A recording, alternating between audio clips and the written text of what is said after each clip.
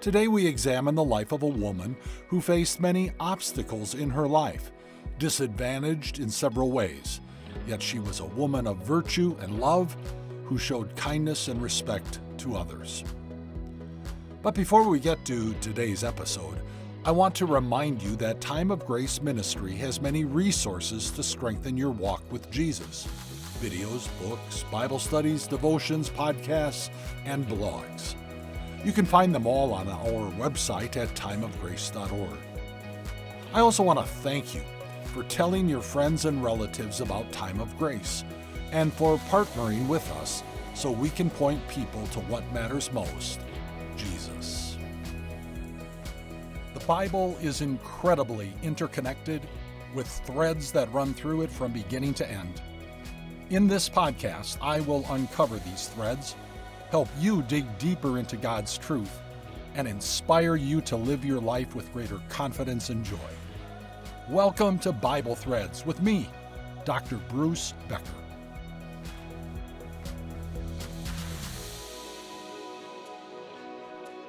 In our episode for today, we meet a woman named Ruth, whom we learn about in the Old Testament book with the same name. The opening verses of the book of Ruth provide the prologue to her story. In the days when the judges ruled, there was a famine in the land. So a man from Bethlehem in Judah, together with his wife and 2 sons, went to live for a while in the country of Moab. The man's name was Elimelech. His wife's name was Naomi, and the names of his 2 sons were Mahlon and Chilion. They were Ephrathites from Bethlehem, Judah, and they went to Moab and lived there. Now, let's unpack some of the details. The story of Ruth occurred during the period of the Judges, which I have talked about in other podcast episodes. Bible scholars suggest that these events occurred a decade or so on either side of the year 1020 BC. Elimelech, Naomi, and their 2 sons lived in Bethlehem until a famine forced them to move to the country of Moab. Moab was located east of Israel on the eastern shores of the Dead Sea. The Bible tells us that Elimelech and his family were Ephrathites from Bethlehem. Now, the term Ephrathites is an older name for Bethlehem residents, and it identified Bethlehem as the town located in the tribe of Judah. You may recall an Old Testament prophecy in the book of Micah that also referenced the Bethlehem in Judah with the term Ephrathah. The prophecy foretold where the Messiah, the Christ, would be born. It reads, "But you, Bethlehem Ephrathah, though you are small among the clans of Judah, out of you will come one for me, one who will be ruler over Israel, whose origins are from of old, from ancient times." Next we learn what happened to Elimelech, Naomi, and their 2 sons in Moab. Now Elimelech, Naomi's husband, died, and she was left with her 2 sons. They married Moabite women, one named Orpah and the other Ruth. After they had lived there about 10 years, both Mahlon and Chilion also died, and Naomi was left without her 2 sons and her husband. What a sad story. Naomi lost her husband. Her 2 sons married Moabite women, but her sons also died after living in Moab for a decade. And although the Bible doesn't mention it, it appears that her 2 sons died without fathering any children. I've heard that some people claim that bad things happen in groups of 3. Well, I'm not really sure about that, but it was certainly true for Naomi. Her husband died, her 2 sons died, and there were no grandsons to carry on the family name. Naomi's family line looked like it was coming to an end. The famine in Israel eventually came to an end, so Naomi decided to return to Bethlehem with her 2 daughters-in-law. But as they started out on the journey, Naomi had a change of heart, or perhaps she realized that her Moabite daughters-in-law would face challenging circumstances living in Israel. Naomi said to her 2 daughters-in-law, "Go back, each of you, to your mother's home. May the Lord show you kindness as you have shown kindness to your dead husbands and to me. May the Lord grant that each of you find rest in the home of another husband." After a short conversation about their likely future, if they returned to Israel with Naomi, Orpah returned to Moab. But Ruth insisted on returning to Bethlehem with Naomi. "Look," said Naomi, "your sister-in-law is going back to her people and her gods. Go back with her." But Ruth replied, "Don't urge me to leave you or to turn back from you. Where you go, I will go, and where you stay, I will stay. Your people will be my people, and your God, my God. Where you die, I will die, and there I will be buried. May the Lord deal with me, be it ever so severely, if even death separates you and me." When Naomi realized that Ruth was determined to go with her, she stopped urging her. Perhaps this is a good place to talk about ancient Middle Eastern culture in regards to men and women. There were 4 cultural challenges that made it difficult for Ruth to live in Israel. First, she didn't have a husband. In that culture, the status of a woman was primarily based on her relationship with her male relatives. Ruth, as a Moabite, didn't have any male relatives in Israel. Any relatives she had were back in Moab. And the prospect of finding a new husband in Israel, after having been married with no children, were odds stacked against her. Ruth was certainly among the least of these. Second, Ruth was the equivalent of an undocumented alien. On top of it, she was from a country that was, at times, the sworn enemy of the nation of Israel. For example, during the period of the Judges, King Eglon of Moab subjugated the nation of Israel for 18 years. The judge that the Lord God sent to rescue Israel was Ehud, a southpaw, a left-handed rescuer.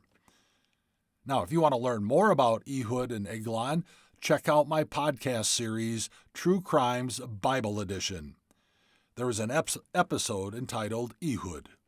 Anyway, for Ruth to show up in Bethlehem with Naomi would have raised suspicion. It would have been obvious that she wasn't from around there. The third cultural challenge was that Ruth was a religious outsider. Even though she had confessed her faith in Naomi's God, the people of Bethlehem wouldn't have known that. Every Israelite man and woman knew about the religious life of the people of Moab. They worshipped idols, specifically Chemosh, the patron god of the Moabites. What was even worse was that the Moabites also practiced human sacrifice. Do you recall during the days of the prophet Elisha when King Mesha of Moab went into battle against the military alliance of Israel, Judah, and Edom? This is what we learn about the end of that battle. When the king of Moab saw that the battle had gone against him, he took with him 700 swordsmen to break through to the king of Edom, but they failed. Then he took his firstborn son, who was to succeed him as king, and offered him as a sacrifice on the city wall. The fury against Israel was so great, they withdrew and returned to their own land. Imagine that. The king of Moab sacrificed his own son, who was to be the successor to the throne. Ruth's past religious heritage was offensive to the people of Israel as it is to us. The fourth cultural challenge impacted both Ruth and Naomi. Without a male relative, they were returning to Bethlehem in legal limbo. In that culture, Naomi would have had no legal right to the property of her husband because property rights rested with the male head of household. She could sell it, but then where would she live? And Ruth obviously wouldn't have any rights to that property either. Just think of it. When Ruth arrived in Bethlehem, she would have been more than among the least of these. She faced multiple challenges and was disadvantaged in several ways. Wrong marital status, wrong citizenship, wrong religious background, and wrong gender. When Naomi and Ruth returned to Bethlehem, they had each other, but they had no way to support each other with one of the basic necessities of life, namely food. Fortunately, the Lord God had provided a social safety net for his Old Testament people. It was the practice known as gleaning. There are two main references in the Old Testament that describe gleaning, one in the book of Leviticus and the other in the book of Deuteronomy. From Leviticus chapter 19, "When you reap the harvest of your land, do not reap to the very edges of your field, or gather the gleanings of your harvest.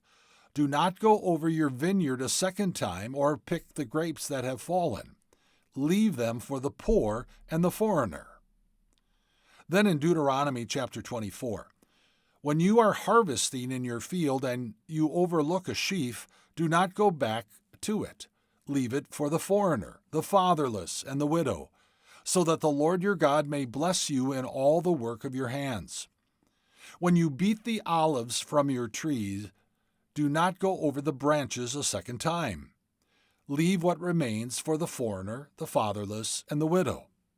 When you harvest the grapes in your vineyard, do not go over the vines again. Leave what remains for the foreigner, the fatherless, and the widow." In Israel, in Old Testament times, there were no state or federal government programs that provided food to the poor and needy, nor were there any local food pantries or a hunger task force in Bethlehem. In ancient Israel, everyday people provided food to foreigners, widows, and fatherless children through the practice of gleaning. When Naomi and Ruth arrived back in Bethlehem, it was the beginning of the barley harvest. It was springtime, and the harvest provided an immediate opportunity for gleaning and the gathering of food. In chapter 2, we're told that Ruth went out into the fields, and as it turned out, she was working in a field belonging to Boaz, who was from the clan of Elimelech. The phrase translated as it turned out, is from a Hebrew word meaning by chance. It was a coincidence, obviously, that Ruth gleaned in a field owned by Boaz. Or was it? Do you believe in coincidences? I don't, and let me tell you why. Did you know that there is also a New Testament Greek word that can be translated as coincidence or by chance, or it so happened? It occurs just once in the New Testament, and it was a word spoken by Jesus himself in the parable of the Good Samaritan. The parable begins with Jesus telling us about a man who was going down from Jerusalem to Jericho, and along the way he was robbed, assaulted, and left for dead.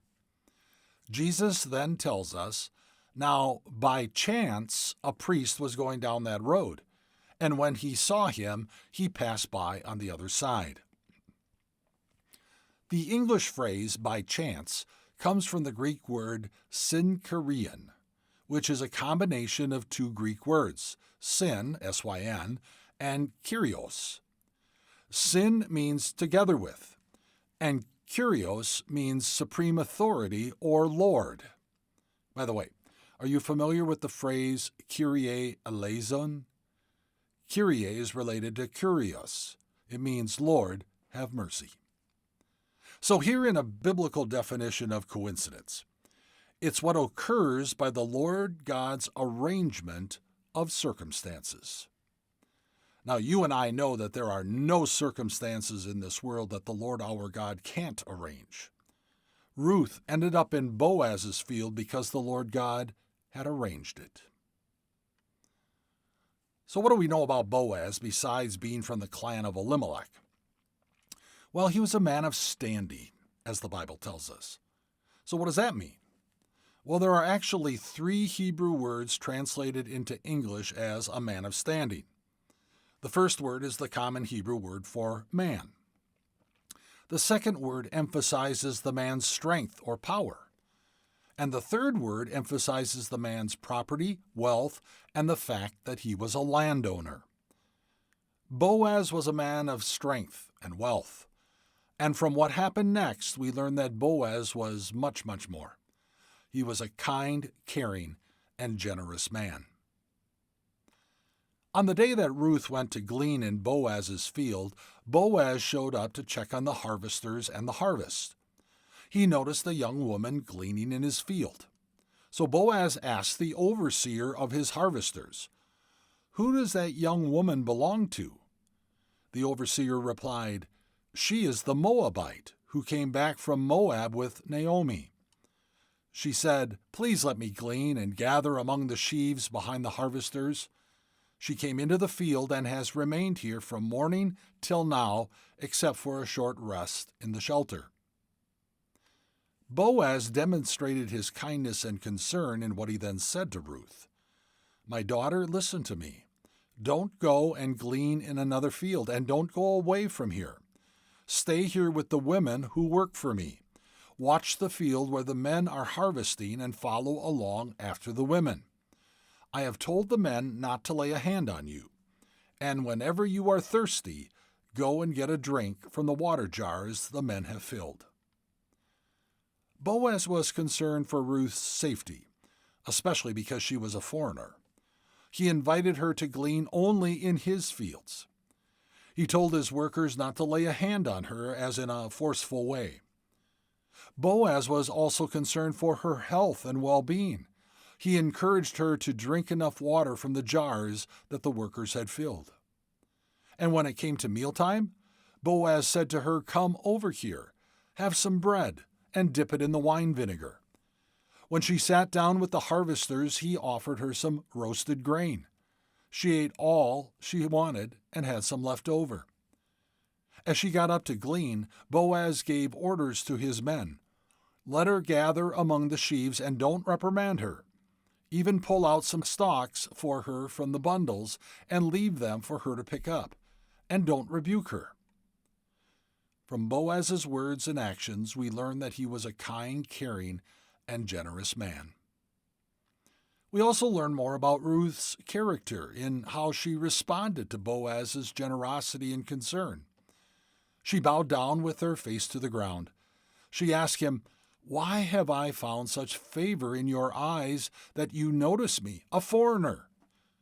Boaz replied, "I've been told all about what you have done for your mother-in-law since the death of your husband, how you left your father and mother and your homeland and came to live with a people you did not know before. May the Lord repay you for what you have done. May you be richly rewarded by the Lord, the God of Israel, under whose wings you have come to take refuge." "May I continue to find favor in your eyes, my lord," she said. "You have put me at ease by speaking kindly to your servant, though I do not have the standing of one of your servants." 2 times Ruth referenced that she was an outsider. She acknowledged that she was a foreigner, and that she was also among the least of these when compared with Boaz's servants. But Boaz saw something else. Boaz was impressed by Ruth's loyalty to Naomi and how she had left her own family back in Moab to live among a people not her own. Boaz prayed for the Lord God, Yahweh, to bless Ruth richly. Ruth gleaned in Boaz's field until evening. She then threshed the barley, separating the barley seed from the chaff, and took home a half a bushel basket full of barley, enough grain to make about 20 loaves of bread. Ruth would continue to glean in Boaz's fields both during the barley and wheat harvests. When Naomi learned that Ruth had gleaned in Boaz's field, she was thrilled. "The Lord bless him," Naomi said to her daughter-in-law. "He has not stopped showing his kindness to the living and the dead." She added, "That man is our close relative. He is one of our guardian redeemers." So what exactly is a guardian redeemer, also known as a kinsman redeemer? The Hebrew word translated as guardian redeemer is goel, which has a variety of meanings depending on the context. It can mean redeemer, rescuer, avenger, or defender. All of these meanings point to the Old Testament obligations and privileges that one blood relative had for another blood relative.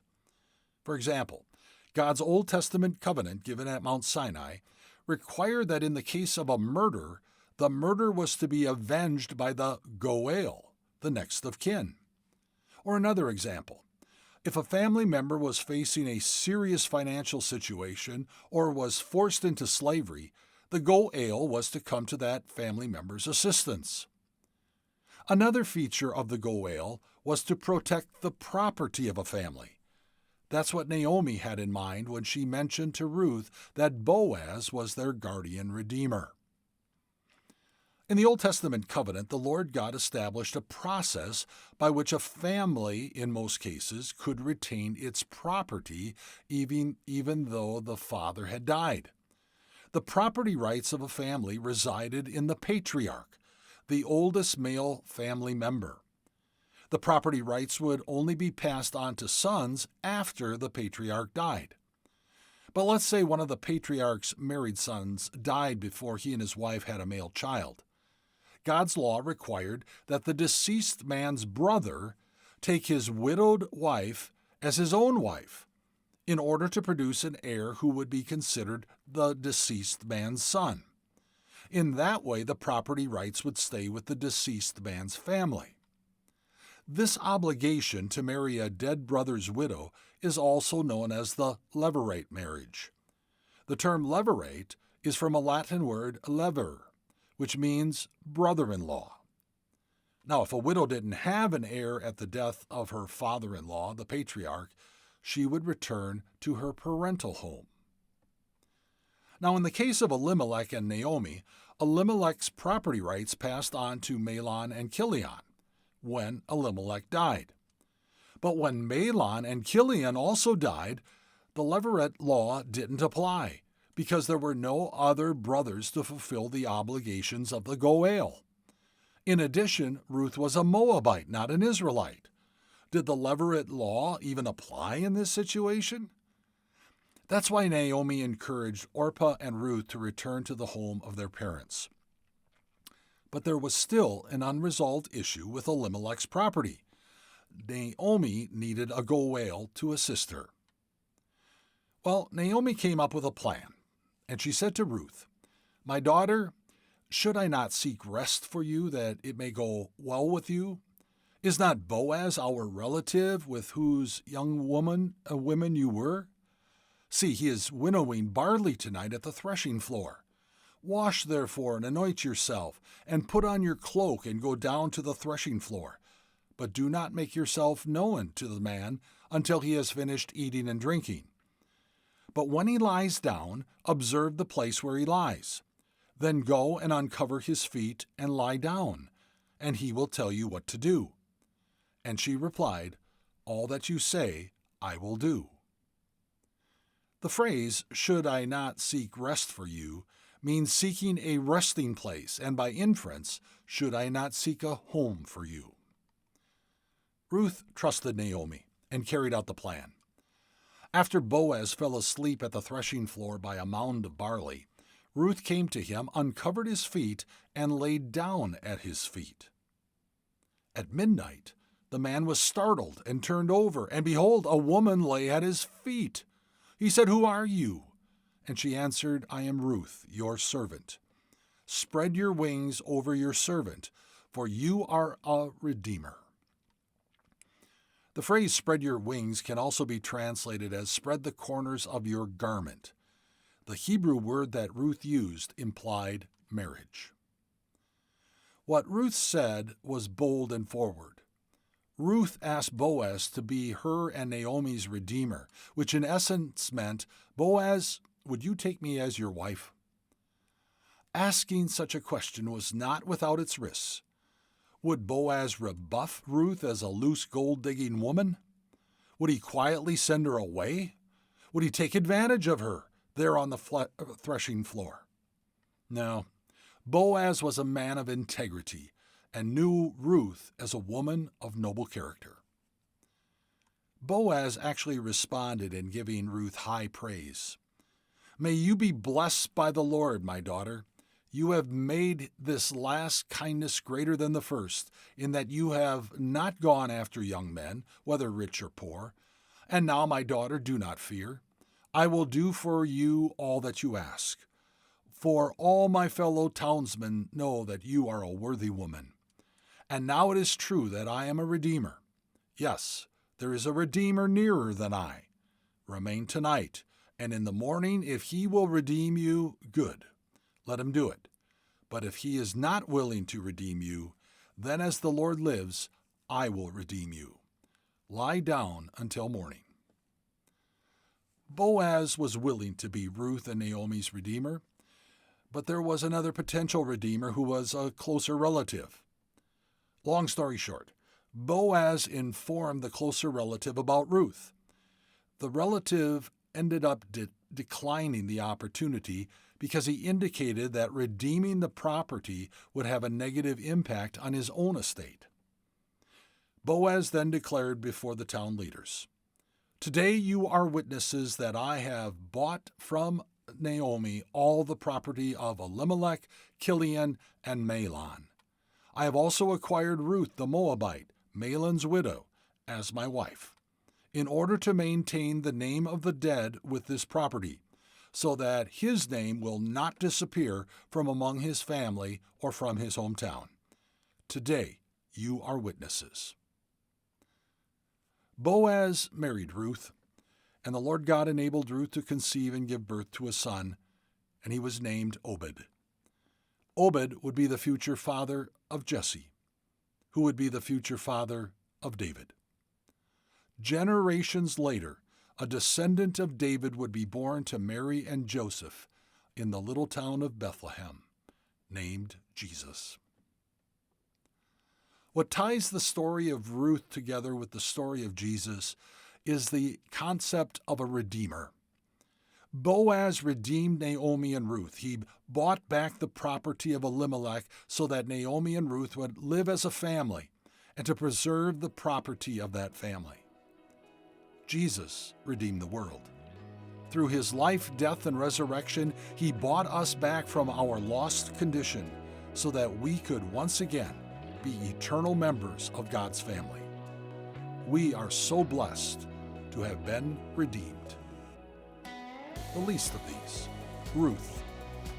In our next episode, we will explore the life of a young Israelite girl who had been taken captive by a neighboring enemy.